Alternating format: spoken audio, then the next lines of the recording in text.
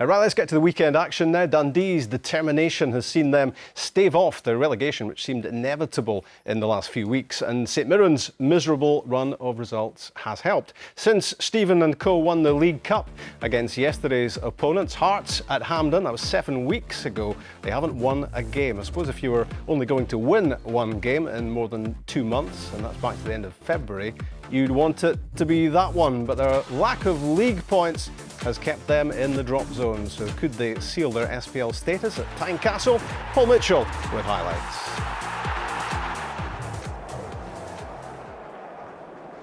Tool for Hearts. Good link-up play. Here comes Jason Holt. Holt thinks about the shots. That's an early test for Craig Sampson. Good play by Hearts on the flank. Carrick flicking it inside. Holt, always a willing runner. Good first touch. Cracked the shot in at Sampson. Gary Locke watching on. As Teal plays it deep. Thompson wins the header. Sutton doesn't get there, and it's knocked over the top. Lee Mayer up to try and win it with a head, but what he found was his foot and knocked it over. Hearts trying to build again, but again, St Mirren get there. Gonsalves, Walker right behind them, robs him well. Walker being shown the inside. This could be danger for St Mirren. And that's why. Great strike from Jamie Walker with 13 minutes gone. Well, Gonsalves had his pocket picked here. And Jamie Walker then artfully stepped inside. Cracked this away from Craig Sampson. He's scored on his travels before. That's his first at Tynecastle. Van Zanten has to be careful here. Walker's there again. Well, he's robbed one St Mirren player once, he's done it again, now he's going to go himself. Ryan Stevenson wanted the cut back. Good play again from Jamie Walker, it's been his match so far. That's up and over the top, and the referee says free kick. Looks like a sore one too. McHattie will go with the strike. Oh, Sampson's let it through, Hearts are 2 ahead. And it's a first Hearts goal for Kevin McHattie. Well, credit to the defender for the strike, a debit to the goalkeeper for the attempted save. It's a soft one. Parkin on to Newton. Newton gets the break of the ball. St Mirren trying to get back in it. Good save, Jamie McDonald. Hearts will concede the corner. This is better from St Mirren. Good play from Connor Newton.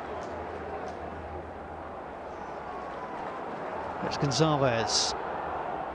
Parkin ahead of him. Get knocked out wide. It's a good run from Paul Dummett. Dummett sends it across. Thompson went down. Play on, says the referee. Gary Teal blocked. Well, Stephen Thompson is furious. He's coming back with Dale Carrick. The question is, was there a tug? Teal plays it in. Great header from Parkin. And it's off the line from Jason Holt and away.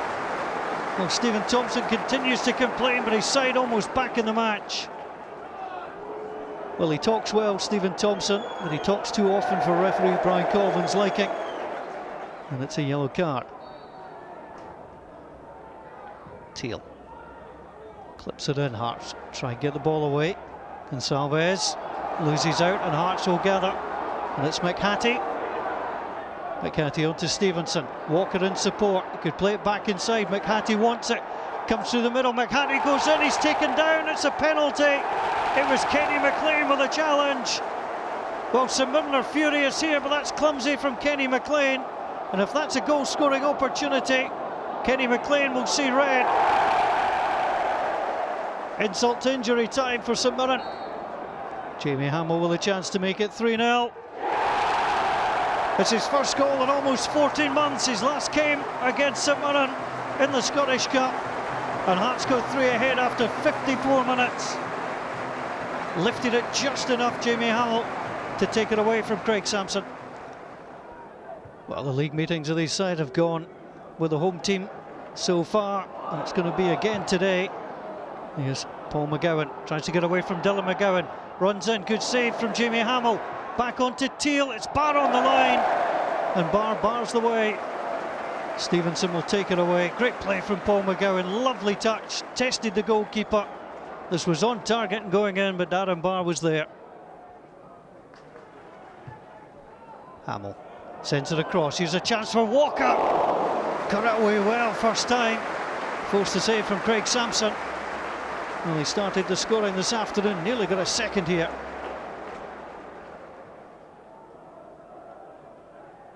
Taken down by Teal. On to Thompson against Bart. Hooked it up, looking for it to come down. Might break onto Sam Parkin. But it's Jamie Hamill who gets across. Good work initially by Stephen Thompson. McDonald came out. Parkin thought he was going to score, but Hamill was there.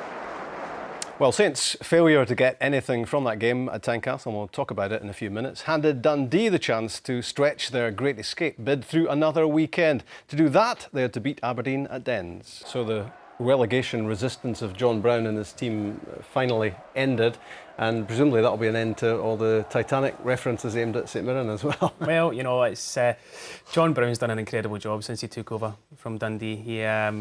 He's really galvanised the players. In the last 2 months, their form's been incredible. It really has, and he really won Manager of the Month. And it's just a shame with 2 games left that they've hit an iceberg.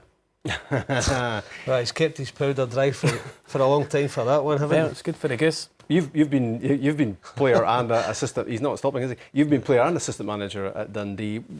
How big a blow is this to them, or does it depend what happens between now and the start of next season as to what league Dundee are in? Well, Scott Gardner, that's why he's pushing it now. He probably knew his team at some point were going to go down, even though after they have that fantastic fight nearly to the end and pegging St Mirren back. But there's no doubt why he's siding with he doesn't like to call them the Rebel 10, but they are the Rebel 10, and he knows it's the difference between 50 grand and 300 grand. So it could be massive, but you know what? They certainly put up a show. They nearly pulled it off, and Scott Gardner must be gutted in the circumstances that they have gone down, because it was, for me, out with their hand.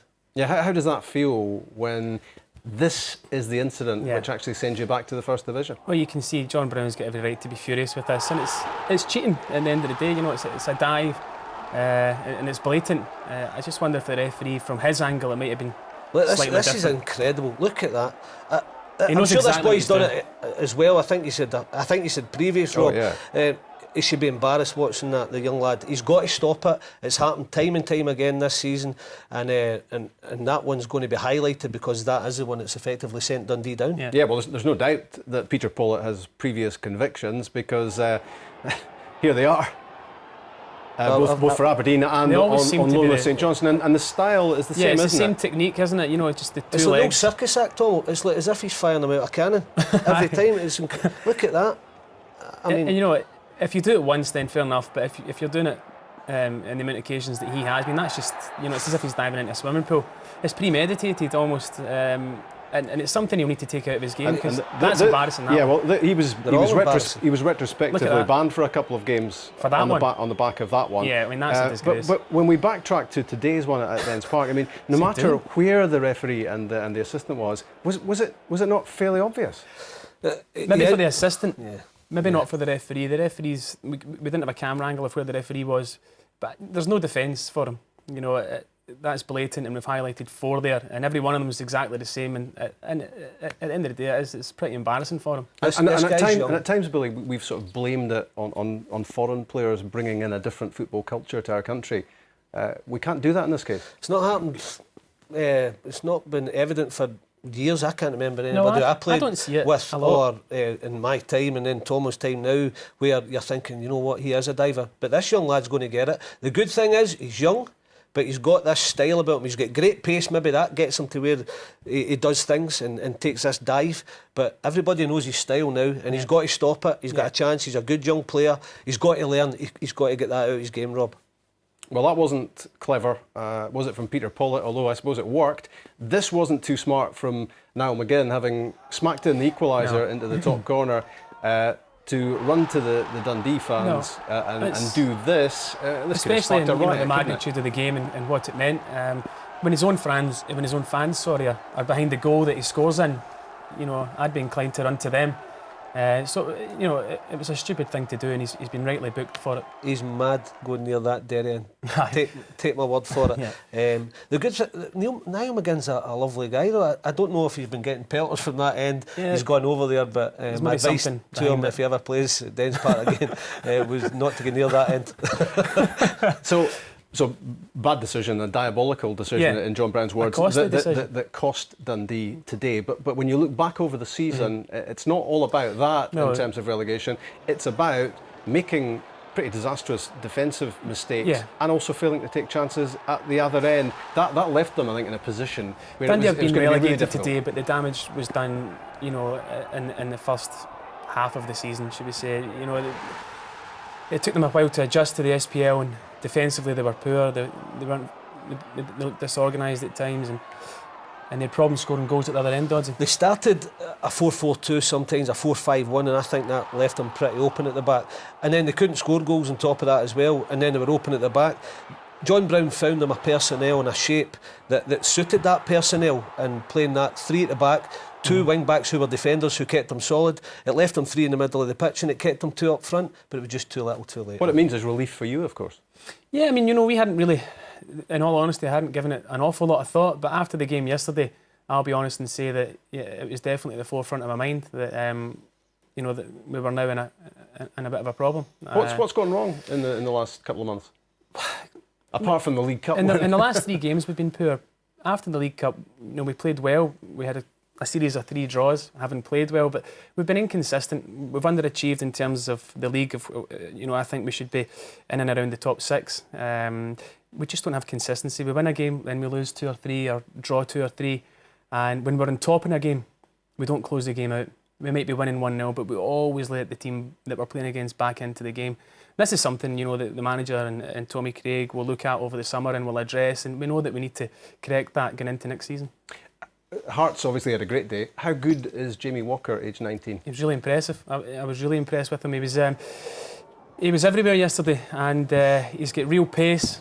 And this is a goal caused by ourselves. He's making Salves is taking too long on the ball, and maybe McCausland get there a little bit quicker, like he could have come but help Gonsalves out. But look how far out he wins the ball, and he drives. Mark's got in, but there, go to the ball now. Go to the ball now. He comes too far. What a finish! It's a magnificent finish. We're nitpicking, and he was excellent all day. And here, I think David thinks it's going to go out. I don't think he thinks that he's there. And again, his pace takes him into a really good area. I would have gone across the keeper personally. He tries to go near post, and this is another good strike, a good connection, and a good save from Sammy. But he was outstanding, as were a lot of the Hearts young players yesterday. You know, Holt and McHattie. Hearts, a time when they've got, you know, a dark cloud over them financially. I've got an awful lot to be pleased with going forward, in the fact that they've got a tremendous group of young players there. Yeah, Stephen mentioned Kevin McHattie there, another 19-year-old in the Hearts team who scored this long-range free kick, although I think Craig Sampson takes a bit of responsibility. Yeah, he held his hands up in the changing room. Yeah, he should have held his hands up on the pitch, he might have saved it. But Big Sam will not thank me for that. He's a great lad, doesn't make many mistakes. Look at the position the left back gets into here. Well, this is McHattie winning the ball from see that 10 pass yards there? I think Dummett should maybe stay with McHattie, but gets dragged 3v1 to and then that leaves the gap, and then the penalty's given. Well, Kenny was 100% sure that he touched the ball, as was Sammy. You can see him running out, and in this angle, I think he does touch the ball. The challenge looks slightly clumsy, but I think Kenny does touch the ball, and I can see why the referee's given it. But at the same time, I've got to side with Kenny a bit there and say that I think it might not have been a penalty. So could that be an appeal maybe by St Mirren against they might the appeal it. Red I don't know. Maybe with the season now being over in terms of relegation, they might not need Kenny's services as much as we did for the next game, so they might not. And could there be an assault charge possibly for this challenge on you, which went unpunished? So at the time, you know, I got booked for protesting, and you know that was wrong of me for going over the top. But it's a blatant penalty. I was furious. You know, it's so obvious. I think this angle's better. There's been a lot of diving in this programme tonight. Come on, Dodgy. You've got to be joking. That's certainly not one of them. No. I think they were unlucky to get a penalty against them, and certainly unlucky not to get one there. Yeah, I was furious, and I think, you know, it was a definite penalty.